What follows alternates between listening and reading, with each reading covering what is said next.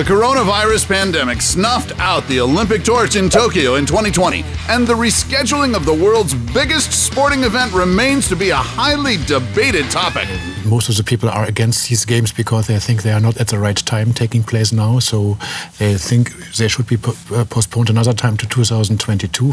But the mounting controversy, not to mention expenses, surrounding the Tokyo Summer Olympics is just one of the many issues and scandals the international sporting event has faced throughout the years. Today, we're rounding up the 10 biggest controversies that shook the Olympics. What's up, Eknetics? This is Discovery Amuse, serving up your daily dose of the most outrageous, outlandish, and out-of-this-world fun facts. Stay tuned, because our top pick happened during one of the darkest times, not just in Olympic, but in human history. Number 10. Russian doping scandal. The Olympics is no stranger to dirty athletes turning to performance-enhancing drugs to become superhuman versions of themselves and have a leg up on the competition. But nothing was bigger than Russia's state-sponsored deep web of doping that unraveled during the 2014 Winter Olympics in Sochi. Testosterone? Turnabolin? Да. And parabolin? Да. Those are powerful drugs. Да, это все. Yes, these are all steroids.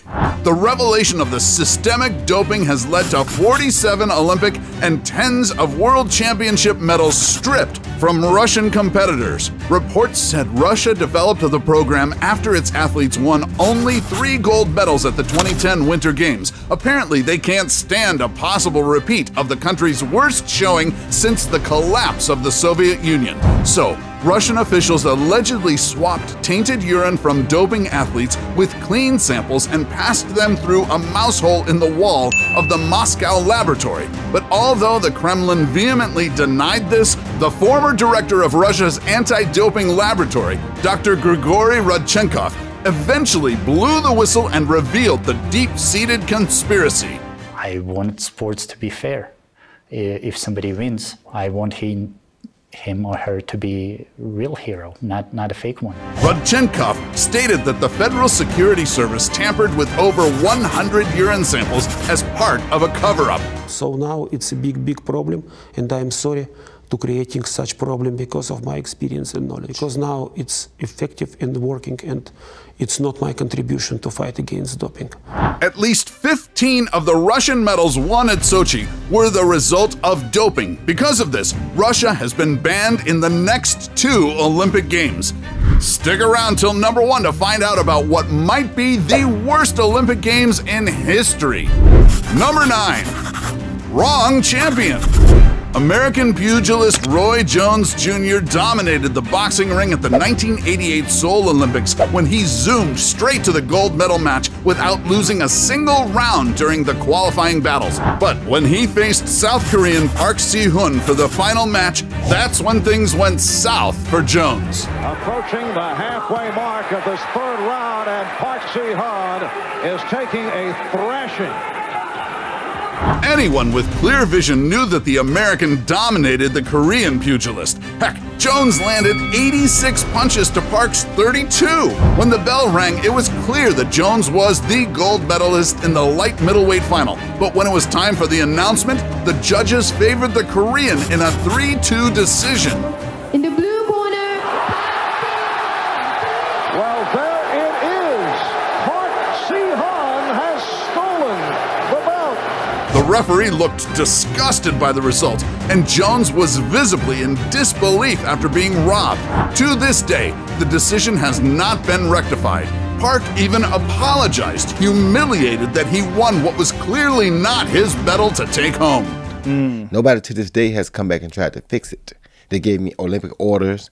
They gave me the Val Barker Cup, which is for the best boxer at the Olympics. Well, that's a contradiction. That's contradiction. How is the best boxer here now wearing a gold medal? Jones went on to have a phenomenal career, holding multiple world championships in 4 weight classes. Meanwhile, the supposed champion, Park Si-hun, ended up hanging his gloves at the end of the Seoul Games. Number 8. The greatest Olympic cheat. The modern pentathlon is the Olympic sport that involves 5 different events, freestyle swimming, equestrian, pistol shooting, cross-country running, and fencing. And in the 70s, Ukrainian Olympian Boris Onyshenko was the Soviet Union's pentathlon pride. He was part of the gold medal team in the 1972 Olympics and bagged several pieces of hardware in the pentathlon world from 1967 to 1974. But in his desire to maintain his glory, Onyshenko tried to pull a fast one on his British opponents at the 1976 Montreal Olympics. When the Ukrainian athlete faced Jim Fox at the fencing event, the Briton noticed that Onyshenko's electric épée kept on registering a hit without his épée even touching Fox. Turns out that Onyshenko, or someone from his team, made a few modifications to the handle of the Olympian's épée blade, which enabled him to score a hit without even making contact. It was found that these two wires here that are insulated and have to be all the way up to the plug, they were being tampered with, and apparently he had something on his finger where he could close the two weapons, and this would cause the light to come on. Onyshenko was ejected from the competition and was nicknamed anywhere from Dishonochenko to Boris the Cheat. He was later expelled from the Communist Party and was stripped of his rank and his awards. Number 7.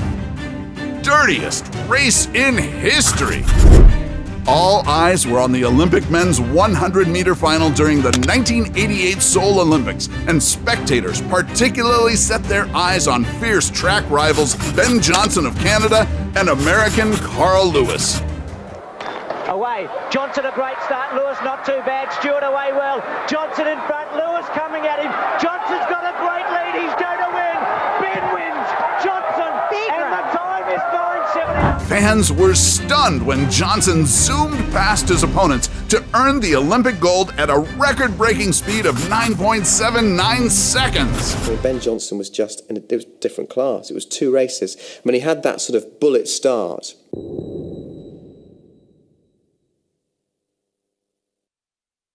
and his speed was phenomenal. I mean, everybody was just like... But just as lightning fast as he claimed that medal, it was taken away from him 3 days later after officials discovered that Johnson had been taking anabolic steroids. A drug called stanozolol was traced in his urine, and just like that, Johnson turned from the world's best sprinter to being dubbed the world's fastest junkie. But he says the doping problem has gotten even worse, despite his highly publicized fall from grace. Now you have doctors making these drugs now can clear system within 10-15 minutes. By the time you run the 100 meters final and do a few interviews, the things out of your system. Then you go to urine, you're clear. Number 6, blood in the water.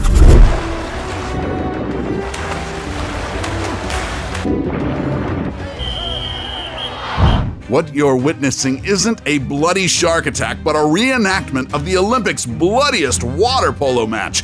In the 1956 Summer Olympics in Melbourne, Australia, Hungary's face-off against the Soviet Union water polo squad happened against the backdrop of a political turmoil fueled by the just-concluded Hungarian Revolution. An awful lot of red, white and green flags and various slogans about Ruskies go home and stuff like that, and I just couldn't believe it.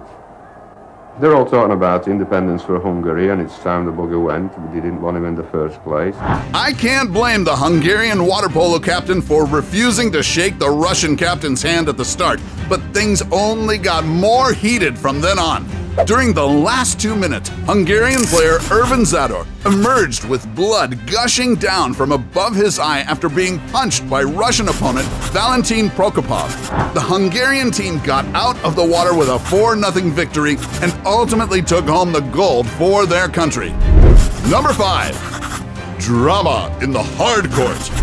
Prior to the 1972 Munich Olympics, the U.S. men's basketball team had stood undefeated for 36 years. However, they got their first taste of defeat in Munich, not because of doping or lack of practice, but because of dirty politics. In the Munich Games of 1972, the U.S. men's basketball team carried a 50-plus game win streak and 7 consecutive gold medals in Olympic history. They were on the verge of capping a great run against the USSR in the final, leading by 1 point with only 3 seconds left on the clock. But when the Soviets inbounded the ball, the Russian team threw the ball in, guy dribbled to about half court, and all of a sudden the game was stopped. There was 1 second to go, and we couldn't figure out why the game was stopped. Apparently, Russia's assistant coach charged onto the court, saying that they called for a timeout, which was awarded, albeit controversially. Because there's only 1 second left on the clock, it was reset to 3 seconds. The Soviets inbounded, ran a play, and failed, leading the Americans to celebrate their gold. But alas, the Soviets got another chance because apparently the game clock hadn't been appropriately reset to 3 seconds. Bill Jones, who was from FIBA, came down and with no authorization at all, said put 3 more seconds back on the clock. He was not authorized to do that. 3 more seconds were placed back on the clock.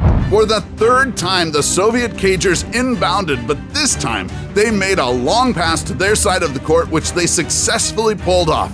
Team USA could not stand the bias and refused to accept their silver medals. I wasn't surprised, but it was a bit insulting. It wasn't sporting of them. You have to accept things as they are in life. Today you lose, but life goes on. Number 4. The greatest fallen athlete. Native American athlete Jim Thorpe was widely celebrated as one of the most accomplished all-around athletes in history. Weaknesses, if you could call that Dad had, and I think it come from his Indianness. He did not want to embarrass you. If he was running in track, all he wanted to do was to beat you. Even the Swedish King Gustav V hailed him as the greatest in the world during the 1912 Stockholm Olympics. The man, known for wearing 2 different track shoes, obliterated his opponents in both the decathlon and pentathlon events that year by a huge margin. However, the following year saw him stripped of both medals because he played as a paid athlete in minor league baseball before, which was against the International Olympic Committee's rules on amateurism. The school administration and the coach Pop Warner, they decided they wanted to get rid of this stigma, and they had Jim write a letter saying that I'm a poor, ignorant Indian. I didn't know this was wrong, and I confess. And they forced him to do that. The disgraced sports hero was eventually exonerated in 1982 when the IOC declared him co-winner of each event.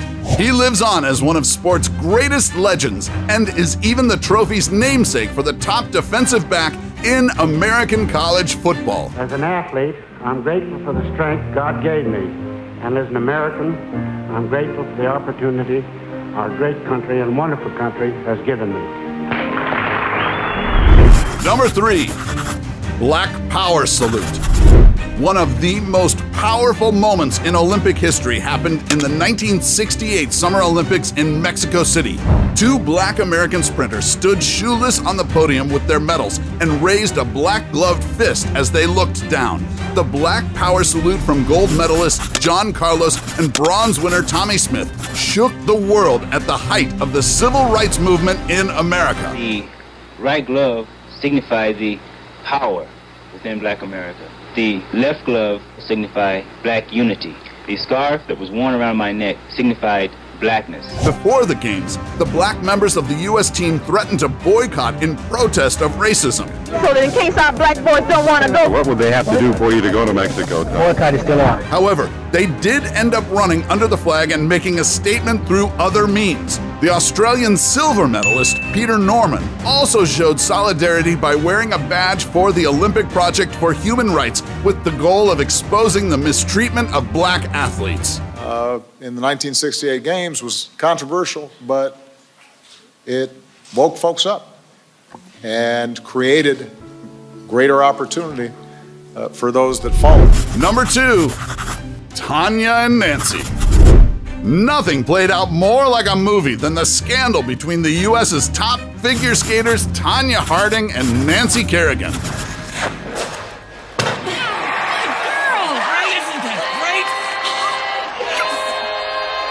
The competition between the long-standing rival skaters was cutthroat, quite literally.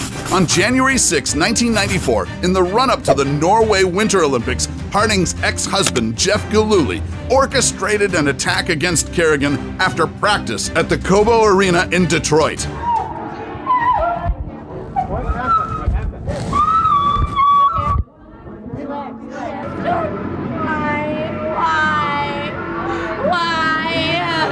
The whack and the wail heard around the world endangered the Olympic hopes of Kerrigan, thrusting the case into the spotlight. Someone was running by me and he just like whacked me with this long black stick. Days later, Harding's bodyguard, Sean Eckhart, confessed to his involvement and incriminated Gillooly and hitman Shane Stant. Yeah, there was initial talk of like cutting her Achilles tendon, which obviously would cripple her. I didn't think it was necessary.